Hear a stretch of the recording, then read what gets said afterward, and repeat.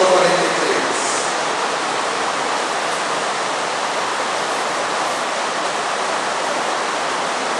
O texto bíblico diz assim: aconteceu que, ao aproximar-se ele de Jericó, estava um cego assentado à beira do caminho pedindo esmolas. E ouvindo o tropel da multidão que passava, perguntou o que era aquilo. Anunciaram-lhe que passava Jesus do Nazareno. Então ele clamou: Jesus, filho de Davi, tem compaixão de mim. E os que iam à frente o repreendiam para que se calasse. Ele, porém, cada vez gritava mais: Filho de Davi, tem misericórdia de mim. Então falou Jesus, mandou que lhe o trouxesse. E tendo ele chegado, perguntou: que queres que eu te faça? Respondeu ele: Senhor, que eu torne a ver. Então Jesus lhe disse: recupera a tua vista, a tua fé te salvou. Imediatamente tornou a ver e seguiu, glorificando a Deus. Também todo o povo, vendo isto, dava louvores a Deus. Amém? Baixe sua cabeça, por favor, vamos orar. Pai querido, dependemos de Ti para a ministração dessa noite. Precisamos da ação do Teu Espírito Santo que abra nossos olhos, que remove o véu do nosso coração, que dá-nos entendimento acerca do caminho que nós devemos andar. Querido Pai, nós queremos colocar a vida de algumas pessoas que necessitam também do Teu toque. Maria José Alves Galante, Marco Antônio Galante, Marco Antônio Galante Filho e a Marlene Alves Galante, que necessitam, e só Tu sabes da real necessidade dessa família. Mas eu creio que o Teu shalom, que Tua paz e Teu conforto poderá vir sobre esta casa, trazendo o livramento que essa casa precisa. Eu te peço agora, Pai, juntamente com a Tua igreja, por Lenise, que sofreu um AVC enquanto estacionava o carro na garagem. E os médicos dizem que se até quarta-feira ela não respirar ou acordar, ela será considerada, o seu diagnóstico será de morte cerebral. Mas nós, em nome de Jesus, intercedemos em favor de Lenise, que tem apenas 36 anos. E a igreja agora levanta um clamor em favor de Lenise, porque cremos que o Senhor pode intervir nessa situação para trazer cura, livramento e um milagre na vida da Lenise. Temos clamado, Senhor, por tantas pessoas, e hoje lembramos o nome desta jovem diante do Senhor, pedindo livramento, pedindo cura, pedindo milagre, Senhor, mas poderoso para reparar todas as coisas e trazer a Lenise saúde perfeita. Lembramos do Denilson, temos sempre pedido por ele, repreendendo toda a bactéria do seu organismo, orando, Senhor, pelo pronto restabelecimento. Temos orado por um milagre, confrontando toda a bactéria e trazendo o Denilson à vida, à família, ao seu trabalho, ao seu dia a dia, na normalidade do Senhor. Cremos na Tua provisão bendita. E oramos agora, Pai, fala ao nosso coração. Damos a capacidade de ministrar segundo a Tua vontade. Damos a Ti a glória, o louvor e o reconhecimento em nome de Jesus. Amém. Eu acredito que você já deve ter lido muitas vezes essa passagem da cura do cego de Jericó, passagem tantas vezes lida, pregada, ensinada. Mas na simplicidade dessa passagem bíblica, eu gostaria de compartilhar sobre caminhos de fé que vão fazer com que situações da nossa vida sejam mudadas. Mas é muito importante que você entenda qual o caminho certo que você deve trilhar, porque sempre, paralelamente a esse caminho certo, que é o da fé, que é o da conquista, que é o da cura, há um outro caminho muito parecido, talvez possa soar para a gente até como um caminho mais lógico, ou um caminho mais coerente.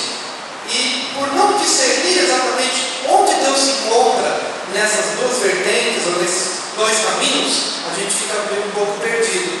Eu sempre vou ver dois caminhos nessa passagem bíblica do cego de Jericó. Jesus, entrando em Jericó, encontrou ali um cego, que estava à beira do caminho pedindo pedindo esmolas. E a Bíblia diz no versículo 36 que esse cego, não podendo ver quem era a figura, a grande personagem que estava trazendo aquele alvoroço todo, mas ele ouvia. E no ouvir daquela grande multidão caminhando, ouvindo o tropel da multidão que passava, perguntou o que era aquilo. E então anunciaram-lhe que passava Jesus, o Nazareno. E então no versículo 38, este cego, então ele clamou: Jesus, filho de Davi, tem compaixão de mim. Dois caminhos. O Jesus Nazareno foi o que a multidão disse acerca de Jesus. Mas ele insistiu em chamar este Jesus por outro nome: Jesus, filho de Davi, tem compaixão de mim. Jesus Nazareno por um lado, e o mesmo Jesus, mas com outra identidade: Jesus, filho de Davi. Qual a grande diferença entre esses dois caminhos? Não representa o mesmo Jesus? Não é a mesma pessoa? Sim, a pessoa é a mesma, mas a partir do ponto de vista de quem clama ou de quem apresenta, há uma enorme diferença. Porque para a multidão, aquele homem era o Jesus Nazareno. Queria que você me acompanhasse por alguns instantes e percebesse. Jesus nasceu em Belém, mas desde pequeno ele se mudou para Nazaré, e então passou a infância em Nazaré, a sua adolescência e a sua juventude. Então quando a multidão chama de Jesus Nazareno, ou Jesus de Nazaré, ele está se reportando àquele Jesus regional, aquele Jesus que vinha de uma origem, que tinha uma história numa determinada cidade. O jovem Jesus de Nazaré, o Jesus que caminhou entre nós, o filho de José, o filho de Maria, alguém conhecido, que talvez jogou bola com o meu filho, que jogou bola com um colega meu, o Jesus que eu sei muito bem quem ele é, porque ele é meu contemporâneo. E na verdade esse Jesus de Nazaré podia até estar em alta, como algumas figuras contemporâneas nossas estão em alta, estão em evidência. Mas assim como essas pessoas hoje estão em evidência, esses homens em evidência, eles podem também sair da evidência a qualquer momento. No momento em que Jesus estava vivendo, ele estava em alta. A multidão o cercava, porque esse Jesus de Nazaré estava fazendo milagres, estava curando muitas pessoas. Então tinha muita gente que naquele momento conhecia o Jesus de Nazaré. Mas esse mesmo Jesus de Nazaré, em pouquíssimo tempo, estaria em baixa. Por quê? Porque ele começaria a ministrar coisas que as pessoas não queriam ouvir. E então, agora, esse Jesus de Nazaré deixaria de estar em evidência, em foco, para começar a caminhar para a cruz numa cena solitária. Esse Jesus de Nazaré era um Jesus regional e era um Jesus circunstancial. Ele vivia um momento em alta, mas a qualquer momento, para este mesmo povo que eu conheci como Jesus de Nazaré, para esse mesmo povo, em breve ele poderia ser uma pessoa comum como qualquer outra. Podia passar, como as pessoas passam.